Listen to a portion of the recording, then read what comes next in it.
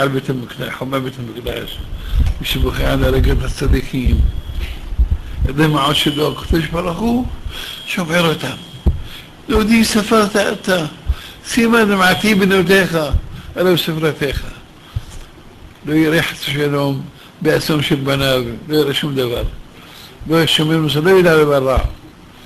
הבכויות האלה מצילות אותו מקוץ הרע, מקוץ סוכר.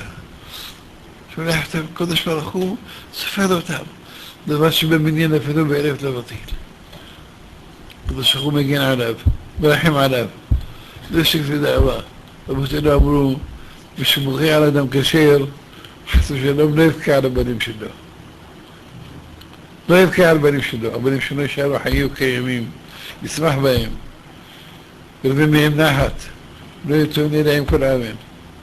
חס ושלום, להפך, מי שלא בוכה על אדם כשר שנפטר, ומה זה לך עולם, זה לך עולם. ולא מוריד עליו דמעה, חס ושלום. יכול להנחם בו חס ושלום הדברים האלה. בנמה בניו ובנותיו של האדם מתים כשהם קטנים, פני שלא בוכה על אדם כשר. כל שכן בוכה על הרגת הצדיקים, על בית המקדש, חמה בית המקדש. מי שבוכה, הקדוש ברוך הוא אומר, שהוא נעשו כל יחלה ורננו, כל סופייך, נעשו כל יחלה ורננו. אומר הזהור הקדוש, כל סופייך, אלה הצדיקים, החסידים, שהם צועקים בקול ובוכים בשעה באב, בקינות, באיך שקוראים.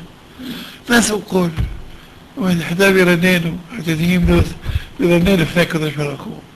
כל רואה, כל הבוכה על חומת ירושלים, זוכה ורואה בשמחתה. שנאמר, חומת ירושלים, תגידו בה כל אוהביה, סיזו אותם, אז כולם תבינים עליה, כולם תבינים על ירושלים, ביום תשעה באב, יום בכי, יום נעקה, יום הספד, קדוש ברוך הוא קוראנו מלאכים ישרים, שעוסקים בספד על בית המקדש, מוכיח על בית המקדש, יערב בית המקדש, תקריח לנו, אתה יודע, זה ככה, יהיו רעי ודיות הקרבו, צריכים דבקות בבית המקדש, חמה בית המקדש, שאנחנו רעים עלינו, כמו די נתנותינו.